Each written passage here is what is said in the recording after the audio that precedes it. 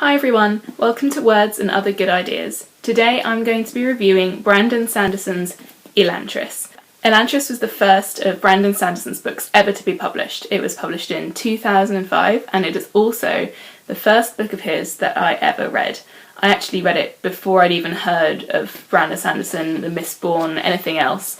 So it's a really important book for me and I wanted to review it partly because of that, partly because I feel like it's maybe sometimes a little overshadowed by works like Mistborn, and also because everything that is really popular about Brandon Sanderson, everything that everyone really likes about him, everything that he does really, really well, can be seen in this book, and it's a really good example of where he was in the beginning of his writing career, and it also projects quite well where he's going to end up. I think there are some really interesting things to talk about. So, a little bit of background first on Elantris.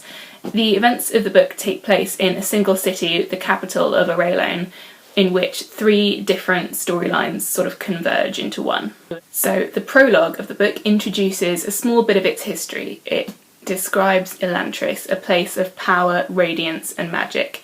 And Elantris is full of people who are something more than mortal. They glow silver, they have extended lifespans and healing capabilities, and they can perform amazing feats of magic. These people were chosen by a force called the Sheod, and no one really understands the Sheod or how it works, but it basically just takes regular people and turns them into Elantrians. And the prologue really is the most vivid description of Elantris that you get throughout the whole book, because before the events of the book begin, Elantris broke apart. The city just completely fell.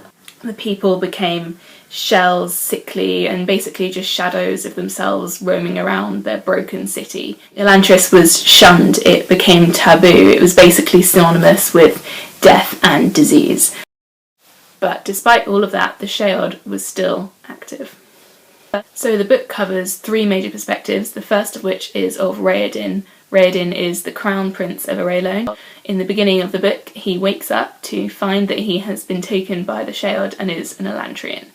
And even though he walks around and is completely conscious, he is condemned into Elantris by his father, the king, and is declared legally dead. So the second perspective is of Sarene, who is a princess from the neighbouring land of Teod, and she's engaged to Raoden, and because of a clause in their marriage contract, when he's declared dead, as she is in the middle of sailing from Teod to Arelone, she technically becomes his widow, even though they've never met and never actually got married. Sarene is a really good character. She's brave and intelligent, and she also has a little bit of a history of being lonely and isolated because of her refusal to sort of hide her intelligence and acquiesce to being the typical meek, mild-mannered woman. So when she arrives in Arelone and finds herself basically stranded with no fiancé and no one really explaining what's happened to him, she doesn't go back to Teod. She just accepts the situation and gets really stuck in with the politics, trying to figure out exactly what's happening, and sort of adopts the people as her own.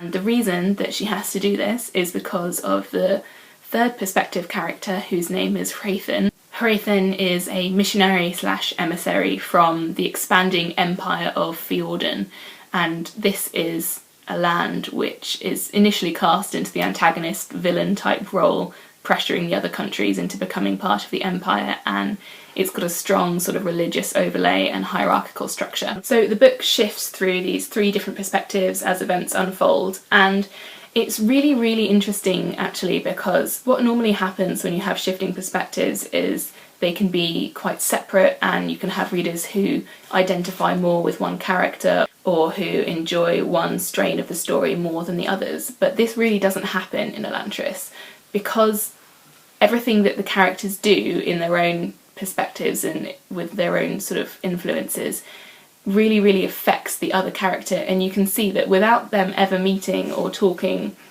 you can see how their actions are influencing each other. And this makes the story really, really compelling, especially because each of the characters has completely separate goals and really is completely unaware of what the others are doing.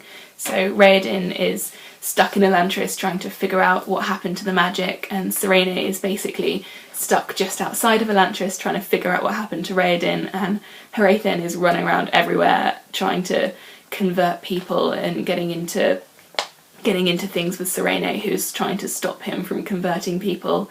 And they've all got really different goals and ideas and different personalities as well. Brandon Sanderson is really, really good at creating characters with extremely real personalities that feel like you can really get to know them and that they're conflicted and have different goals in mind. So what this does is it paints a really, really vivid, multi-dimensional picture of Aurelia, and it's like looking at the city through a kaleidoscope. You can just see so many different facets of it that you wouldn't see in a traditional good versus evil story, and it makes the book really, really interesting.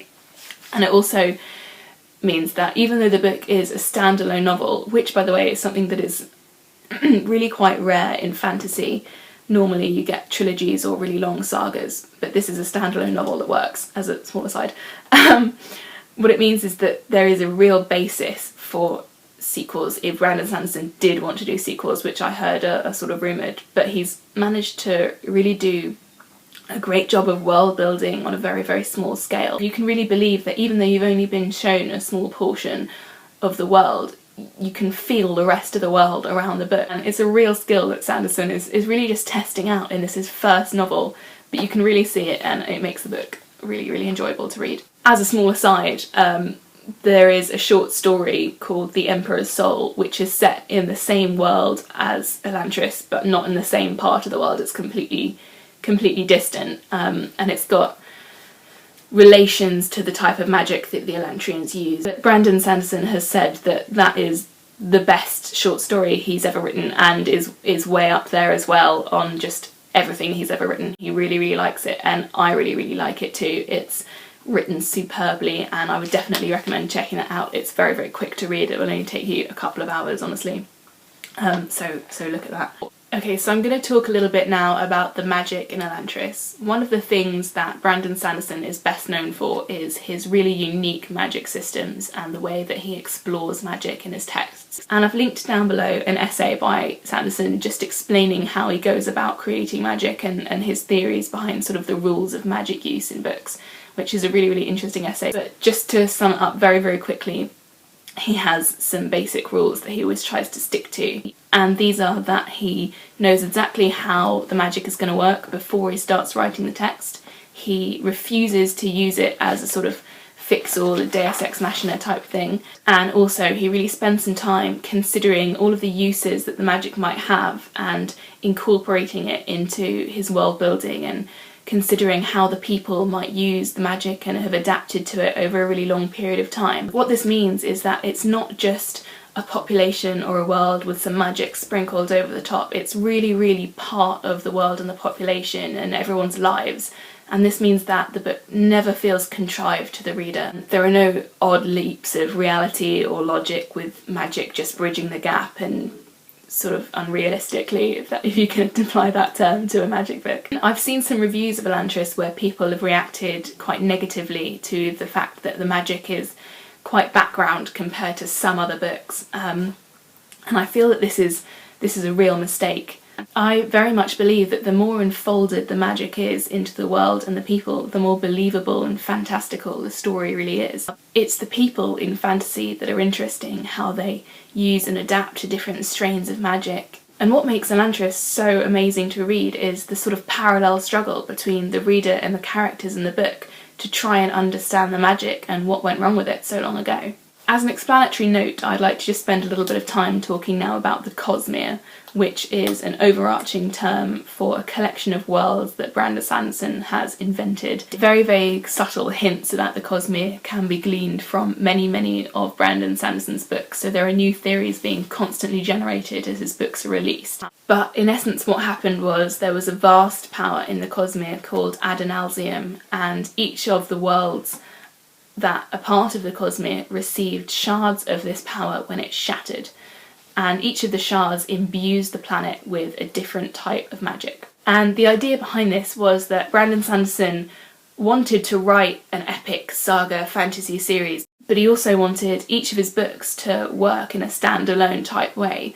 So you don't need any sort of understanding of the Cosmere to read his works, But if you are a fan, if you're going to be reading everything he ever writes, I would recommend doing a little bit of research about the Cosmere, because it adds a whole new dimension to his books, and there are things that you won't have noticed that you will notice if you go back and reread them. But once you have done a bit of research, there is a new layer of the books that becomes accessible, and mostly it's connected to why the magic works the way it does. So, for example, in Elantris, one of the shards on the planet is called Devotion, and there is a theory that is not definite, but it basically suggests that the reason that people are chosen by the Sheol to become Elantrians is because they are particularly devoted to something. So, all in all, I would very, very much recommend Elantris. I give it a solid 8 out of 10. It's a really, really good book, really interesting, and an excellent primer as well for the rest of Sanderson's books. They're all excellent. I could ramble on about them for ages. The only things that I would say negatively about this book are perhaps that there is some repetitive description, very, very slight, but it is there, and also there are reservoirs of information where Sanderson has perhaps struggled to subtly introduce details about the world that the reader needs to know about. But again, these are very few and far between, and among the only parts of the book that would portray it as a first novel. So I hope you've enjoyed this review of Brandon Sanderson's Elantris. If you have, then please like, share and subscribe to my channel. And if you have any thoughts at all that I've inspired in you, or if you have any questions or anything at all that you'd like to say, then leave a comment below or send me a message on Twitter and I will try and get back to you.